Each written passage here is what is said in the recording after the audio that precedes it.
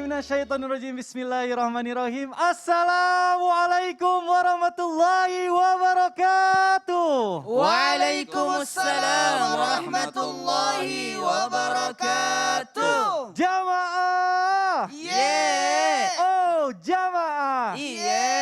Alhamdulillahirabbil alamin wassalatu wassalamu ala asrofil anbiya'i wal mursalin wa ala alihi washabihi ajmain amma ba'du.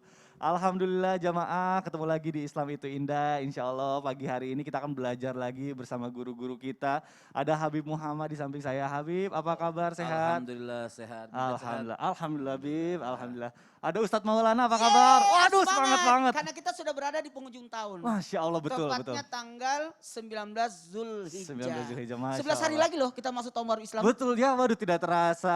Ada Ustadz Syam nih, Masya Allah. Assalamualaikum bosku. Assalamualaikum bosku, aman bosku, sehat ya? Aman bosku. Masya Allah. Nah kita kira-kira mau belajar apa ya hari ini? Nah jamaah, bicara soal kesehatan di dalam Islam, kesehatan ini adalah nikmat yang paling besar setelah iman di Masya Allah. Apalagi di tengah pandemi wabah COVID-19 ini, banyak sekali orang yang mulai aware, mulai sadar betapa mahalnya kesehatan. Nah tapi untuk jamaah yang misalnya sekarang lagi sakit terpaksa harus isoman. Nah ada bahasa lain ternyata dari isoman ini.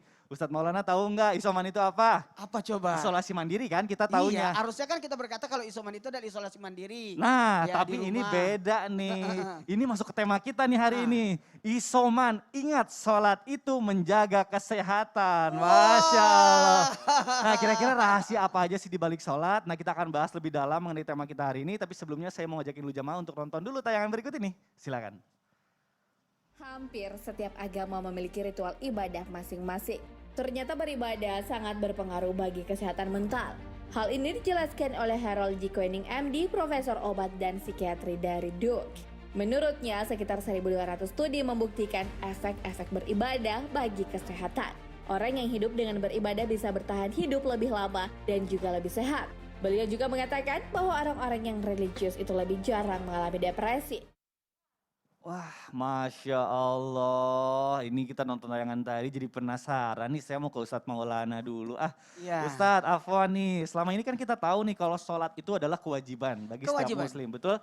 Nah, banyak dari yang kita tuh belum tahu kalau dalam gerakan sholat itu ternyata banyak manfaat untuk kesehatan kita. Nah Ustadz, Iya. jadi apa sih rahasia di balik gerakan sholat yang bisa menyehatkan badan? Wah, mohon jawabannya nih. Masya Allah, Silakan Ustadz tabarakallah. Maulana. Izin Habib, Masya Allah, tabarakallah. Izin Sasam. Makasih banyak kepada semuanya yang alhamdulillahirrahmanirrahim menjadikan sholat ini adalah bagian daripada, sebenarnya kita yang butuh sholat. Kita yang butuh sholat. Yang jelas sholat itu banyak sekali faedahnya. Dalam hal ini, alhamdulillah Islam Itu Indah mengangkat sholat itu adalah bagian dari meningkatkan imun, menjaga kesehatan dan menyehatkan tubuh. Makanya alhamdulillah tadi sudah ada pakar tadi yang menyebutkan bahwa sebenarnya dalam gerakan sholat itu sangat menyehatkan. Sekali lagi sangat menyehatkan. Maka rahasia di balik gerakan sholat yang bisa kita menyehatkan ini ada, saya ambil 6 gerakan Baik, ini sini. Ustaz. Yang pertama gerakan takbiratul ihram dan bersedekap ini. Jadi ada 2.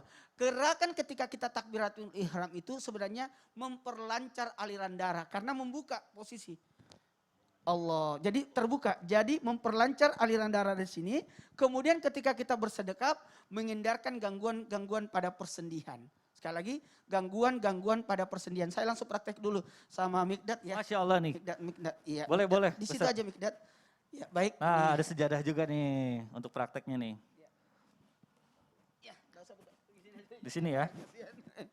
Ya, Gimana? maaf Mikdad. Ya. Jadi Mikdad takbiratul ihram. Allah. Jadi ini kebuka. Allah. Habib baik banget. Masya Allah. Jadi kebuka, jadi ini kebuka, kemudian bersedekap, Allahu Akbar. Pada posisi bersedekap seperti ini sebenarnya artinya menghindarkan berbagai gangguan persendian. Oh, Sebenarnya gitu. banyak sekali persendian-persendian kita di sini. Jadi dengan adanya bersedekap ini Bersedekap ternyata seperti ini. itu luar biasa. Kemudian ruku kita mulai, Allahu ya? Akbar. Allahu Ini ada Akbar. 6, gerakan berikutnya 6 ini yang kedua adalah ruku, menjaga kesempurnaan fungsi tulang. Waduh, Ini ada Masya tulang di Allah. sini. Jadi meluruskan. Jadi harusnya disempurnakan. Ya. Jadi alhamdulillah Ini tulangnya nggak ada kayaknya. ada.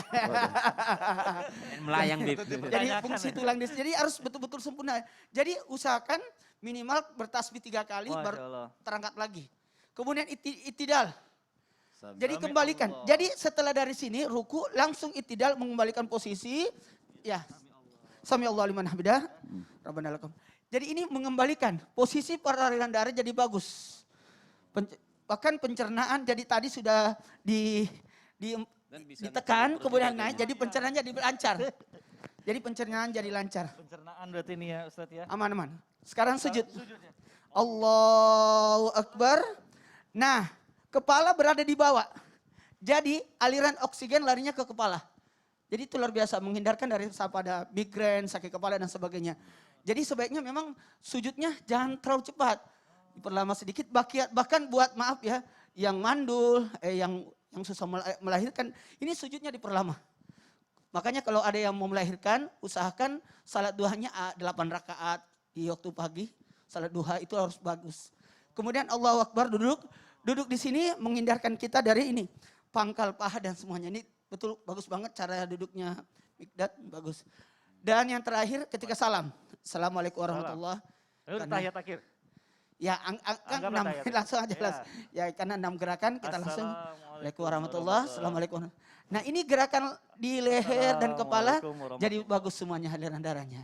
Jadi ini otot-ototnya dikuatkan semuanya.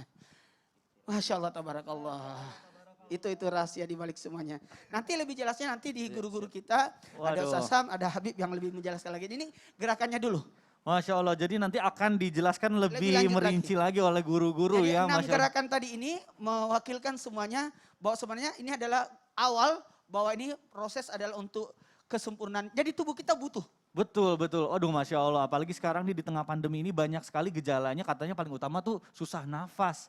Nah ini makanya nih kita akan bahas lagi lebih dalam nih mengenai gerakan-gerakan sholat yang ada manfaatnya untuk kesehatan. Tapi sebelumnya saya mau ngajakin dulu jamaah untuk nonton dulu tayangan berikut ini. Silahkan. Sujud dalam sholat dapat mengatasi gangguan pernafasan akibat COVID-19. Di akun Instagram pribadi @aagim, pendakwah Abdullah Jimnastiar mengunggah video dari dokter asal Florida, Rufai, yang menyebut sujud menolong pasien virus corona. Pria yang bekerja di rumah sakit di Panama menjelaskan posisi sujud membantu mengirim oksigen ke bagian bawah paru-paru. Menarik nafas dalam-dalam dan batuk atau proning saat sujud juga sangat efektif melumpuhkan semua kotoran dan lendir tebal seperti lem di dasar paru-paru. So, to protect you if you get a lung complaints from that COVID. Masya Allah, kita tadi udah saksikan bersama-sama. Ternyata di video tadi sudah dijelaskan. Sebenarnya gejala-gejala dalam COVID yang paling sering terasa itu adalah susah nafas katanya Bib. Ya, Bib. Betul nggak Bib? Iya, alhamdulillah sedang alami. Saya jadi nanya nih. Nanyanya di tempat yang tepat. Jadi selamat alumni COVID ya. Alumni COVID.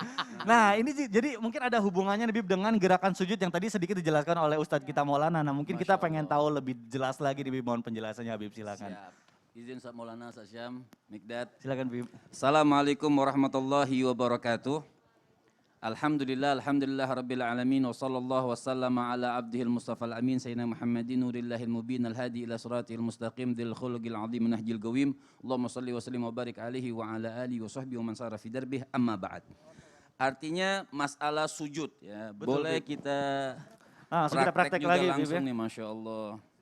Langsung pakai sejadah lagi, Bib. Langsung sejadah lagi. Alhamdulillah laku nih sejarah saya nih. Masya Allah. Pertama, Gimana, Bib? secara batin dulu nih, menurut hukum Islam, sujud itu artinya semua yang diajarkan oleh Nabi dari Allah Subhanahu wa taala itu bikin sehat zahir dan batin. Dohir dan batin. Zahir dan batin. Di antara sahabat itu pernah Rabi'ah Al-Aslami itu pernah bertanya sama Rasul sallallahu alaihi wasallam, bukan ketika beliau bertanya, ataitu ketika aku datang, kuntu abitu inda Rasulillah, aku tidur di rumah Nabi. Ketika aku tidur di rumah Rasul sallallahu alaihi wasallam, fa ataitu biwudhuhi wa hajati. Maka kata beliau mengatakan aku membantu Nabi untuk melakukan wudhu malam, ya, melakukan wudhu malam. Nah, ini apa kata Rasul sallallahu beliau mengatakan kata Nabi, "Ayo, kau pengen butuh apa sama aku minta?" Kata Rasulullah. Dia enggak minta apa-apa, kata ini sahabat mengatakan as'aluka murafaqataka fil jannah. Aku enggak minta apa-apa sama Rasul, cuman minta bisa jadi teman engkau di surga. Allah. Luar Maka biasa. apa kata Rasul? Fa inni ala nafsika bikathratis sujud. Maka kau bantu aku kata Rasul untuk mewujudkan cita-citamu menjadi teman aku di syurga dengan memperbanyak sujud. Masya Allah. Itu sudah yang paling hebat bisa menemani Nabi. Nah di antaranya waktu tinggal dikit lagi habis, nah kita praktekkan. Nah, Beb, mau Nah, saya pegang sujud. ini. Nah, pertama sujud. Sujud itu semua ada gerakan. Misalnya ada gerakan orang yang Allahu Akbar. Kenapa? Ulama memerhatikan dengkul dulu. Betul. Kemudian baru ini. Ini kan semua ada gerakan. Nah, gerakan pertama ini seperti orang olahraga Islam.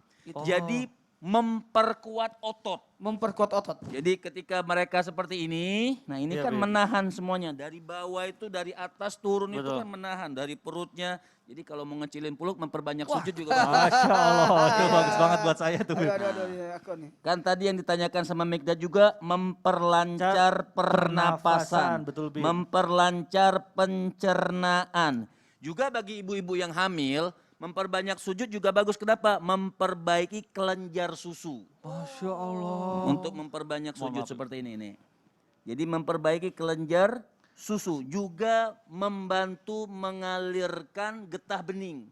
Oh, Orang yang memperbanyak sujud. baik. Juga apa di antara fadilah dan kemuliaan secara zahir itu orang yang memperbanyak sujud dan memperlama sujudnya kepada Allah Subhanahu wa taala, di antaranya menghilangkan penyakit insomnia. Ustadz Maulana tahu insomnia? Yang susah tidur itu. Ya, artinya penyakit susah tidur, orang suka gelisah, Iya, apa iya. segala macam. Oh, Nah, sampai segitunya ya, Bib. nah ada juga Allah. tahu kerep-rep gak? Rep-rep, iya, iya. Biasanya, Katanya ketiban jin itu kan, Beb, kalau orang zaman bukan dulu. ketiban jin sebenarnya, aliran darahnya nggak lancar. Oh, Jadi Masya kayak Baik, baik, baik. kerep-kerep ya udah nol. Iya. Iya. Aduh, ini padahal seru banget, luar biasa, Masya Allah. Manfaat dari sujud itu ternyata Banyak sekali banget secara ya. zahir dan secara batin. Secara dohir dan secara batin itu ternyata banyak masih kita belum tahu nih, Masya Allah, saya dapat ilmu baru nih, Masya Allah. Nah, tadi kita udah membahas soal sujud nih oleh Habib Muhammad, luar biasa. Nah, sekarang saya pernah dengar juga nih, katanya masih ada keistimewaan dalam gerakan sholat nih. Salah satunya adalah duduk di antara dua sujud. Nah, Masya Allah. Padahal selama ini kan kita pikir kalau misalnya duduk tasyahud itu ya duduk biasa aja gitu. Nah, boleh nih mungkin dijelasin oleh guru kita Ustadz Syam nih. Silakan Ustadz Syam mengenai duduk di antara dua sujud. Silakan Ustadz. Baik, bismillahirrahmanirrahim. Tabe guruku Ustaz Maulana Habib, Masya Allah, Mikdad, dan seluruh guru-guru kami yang dimuliakan Allah Subhanahu wa Ta'ala. Bismillahirrahmanirrahim. Alhamdulillahirabbil alamin wassalatu wassalamu ala asyrafil anbiya'i wal mursalin sayyidina Muhammadin wa ala alihi wa sahbihi ajma'in. Asbahna wa asbahal mulku lillahi rabbil alamin. Subhanaka la ilma lana illa ma 'allamtana innaka antal alimul hakim. Rabbi shrah li sadri wa yassir li amri wahlul 'uqdatam min lisani yafqahu qawli waj'al li waziran min ahli. Amin amin amin ya rabbal alamin. Setelah kita mengetahui apa yang diperintahkan Allah Subhanahu wa taala itu tidak ada yang sia-sia dan semuanya adalah bermanfaat untuk kita sebagai manusia. Jadi hilangkan prasangka dalam diri kita bahwa sholat itu adalah untuk Allah. Allah yang menginginkan kita sholat. Tidak, sholat itu untuk kita sendiri. Kita semua makhluk Allah, tidak ada yang sholat, Allah tetap maha kuasa. Dan kita semua makhluk Allah semuanya sholat, Allah ya tetap maha kuasa. Begitu-begitu aja. Tidak menambah kerajaan Allah, tidak juga menghinakan Allah Subhanahu wa taala. Allah tetap maha kuasa. Di antaranya ada duduk di antara dua sujud. Subhanallah, harusnya yang menjelaskan adalah para ahli kesehatan dan sebagainya. Namun kami menyampaikan dari apa yang kami baca, salah satunya kami ngambil di artikel yang ada di Detik Health. Detik Health menuliskan bahwasanya duduk di antara dua sujud atau bahasa agamanya duduk ibadah, yakni duduk iftirash, duduk yang paling mulia, duduk ibadah, yakni duduk ini adalah salah satu yang menjadi keberhasilan ketika ada orang operasi tulang. Jadi kalau mau lihat orang yang harus nanti dilihat kondisi tulangnya sehat atau enggak, maka subhanallah dilihat apakah dia mampu duduk iftirash tadi. Apakah dia mampu untuk duduk di antara dua sujud. Dan duduk di antara dua sujud juga kalau dari segi kesehatan yang kami baca subhanallah juga yang namanya menjadi tolak ukur apakah operasinya setelahnya berhasil. Subhanallah, pada fisioterapi. Subhanallah, bagaimana Rasulullah SAW mengajarkan kita duduk ibadah. Ada duduk iftirash, ada duduk yang terakhir, kemudian duduk tawarruk, ada juga duduk tarabbu, ada juga duduk bagaimana duduk-duduk ibadah ini. Jadi ada duduk ibadah, ada duduk non ibadah. Salah satu duduk ibadah dan yang paling tinggi derajatnya yaitu duduk iftirash. Jadi kalau ada orang nggak mampu sholat berdiri, itu maka duduknya duduk iftirash. Kalau nggak bisa duduk iftirash, ya duduk tawarruk tadi, duduk tahiyat akhir. Kemudian ada juga duduk bersila, duduk tarabbu. Maka subhanallah, ini semua manfaatnya dikisahkan setelah Nabi SAW ratusan tahun sudah tidak ada. Subhanallah. Jadi pada saat Rasulullah SAW tidak pernah menjelaskan Rasulullah ini untuk fisioterapi, ini untuk yang namanya THR gitu ya, total hip replacement untuk tulang. Subhanallah. Tapi ternyata Rasulullah SAW memberikan, dan barulah kita ini di zaman akhir-akhir ini di abad ke-20 ilmu pengetahuan mengetahui bahwasanya ternyata Rasulullah SAW memberikan contoh yang tidak sia-sia dan pasti ada manfaatnya untuk kita manusia. Baik itu duduk di antara dua sujud. Jadi mungkin jemaah sekalian butuh untuk lihat. Boleh. Oh, Ini subhanallah. sejadahnya nih. Terima Masya kasih Allah. banyak Ustaz. Terima kasih banyak Ustaz. Ya, Sejadah ini duduk yang pertama, duduk tahiyat awal, duduk di antara dua sujud, subhanallah. Maka kaki kiri menjadi tumpuan, yang didudukin adalah kaki kirinya. Ada pula duduk tahiyat akhir, subhanallah. Maka pinggulnya ke bawah langsung, pinggul sebelah kirinya ke bawah langsung. Ini dua duduk yang selalu ada di antara sholat-sholat kita. Nah, ada juga duduk tarabbu, yakni duduk bersila. Maka subhanallah, jikalau ukurannya, kalau dia tidak bisa duduk tahiyat awal tadi, maka itulah ukuran ada apa-apa di tulang kita, subhanallah. Ini Ustadz Maulana. Kalau ini guru kami, Ustadz Maulana. Luar biasa, ternyata duduk di antara dua sujud ini manfaatnya sudah terbukti ya sekarang, Oh, sudah Masya dibuktikan. Allah. Berarti bisa dikatakan kalau Islam ini visioner ya, sudah Wah. memprediksi, tapi kita aja belum tahu ilmunya ya. Iya, makanya dulu kalau waktu pada zaman Nabi dibilang Nabi tukang sihir, Nah, dibilang orang gila, karena betul. mereka nggak ngerti. Betul, Masya Allah, luar biasa benar tadi kata Ustadz Syam. Jadi sholat itu sebenarnya kebutuhan kita ya, kita yang membutuhkan sholat. Allah tuh tetap maha kuasa meskipun kita nggak sholat, Masya Allah. Nah ini kita bahas soal fungsi dari sholat untuk kesehatan banyak banget. Tapi saya pernah dengar nih Bib, bener gak sih Bib? Katanya ada sholat sunat yang punya khasiat yang luar biasa buat Masya badan Allah, kita. banyak. Apa tuh salah satunya? Jangan sebutin nanti biar permisa penasaran. Aduh Habib bisa aja bikin kita penasaran. Ini sholat kan seru nih. Betul. Ya udah deh kalau gitu jamaah, insya Allah nanti ya. Jadi jangan kemana-mana supaya nggak ketinggalan jawaban dari Habib. Tetap di Islam itu indah. Jamaah, oh jamaah. Alhamdulillah.